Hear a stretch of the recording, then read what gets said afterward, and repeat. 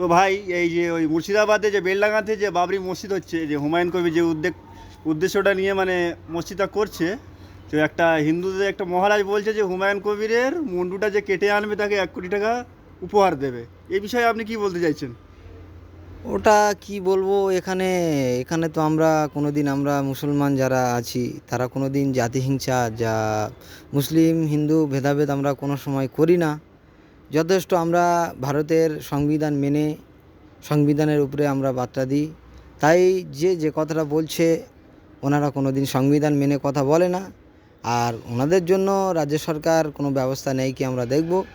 তারপরে সময় এলে আলহামদুলিল্লাহ আমরা সেই কথার পরিপ্রেক্ষিতে আমরা ব্যবস্থা নেব।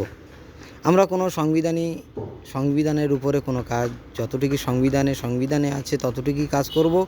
সংবিধানের উপরে আমরা কেউ নয়। তার জন্য বলবো, একটা কথা বলতে গেলে সংবিধান দিকে ফলো করে কথা বলতে হয়। জাতিহিংসার জন্য নয়, উগ্রবাদীদের জন্য কথা বলা নয়, যে এমন এমন কথা বলবো মানুষকে লড়াই লাগিয়ে দেবো, দিয়ে রাজনীতি করব। এটা আমাদের ইসলামও শেখায়নি, আমাদের সংবিধানও শেখায়নি। এইটুকুই ব্যাস। যে আরেকটা